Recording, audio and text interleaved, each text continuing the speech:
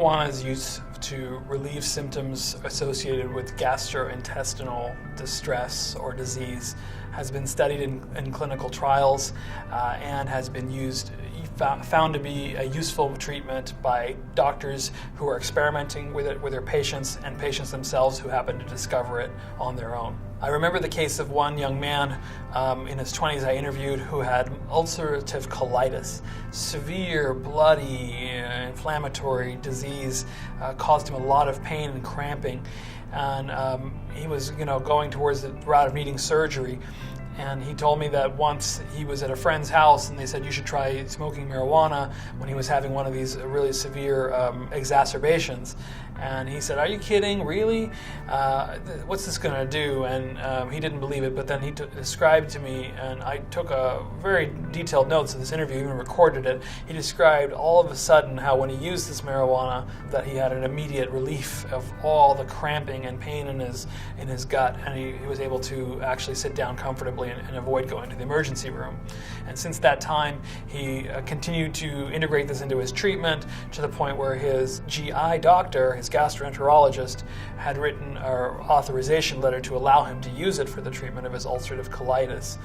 And it's a fantastic thing for a patient like that at a young age who finds a relief from a plant medicine, because maybe they will not have to go on to develop need for surgery or develop or the other problems that come with really worsening ulcerative colitis. And the same thing people report with Crohn's disease, which is a kind of another type of inflammatory GI disorder, but potentially less severe, in some cases more severe depending on how bad you have it. But basically there was a study out of Israel where they looked at a lot of patients who were using cannabis for Crohn's relief, and they found that a whole range of quality of life indicators got better in those patients.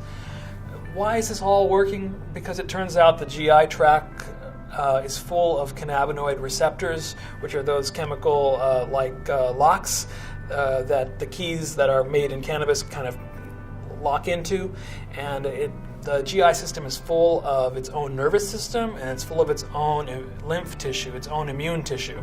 And in these inflammatory disorders, both of those are out of whack or dysregulated. And using cannabinoids, which are basically a homeostatic system, can help to reduce the inflammation and potentially relieve kind of the pain that you get from and cramping through the interaction with that the gut's nervous system.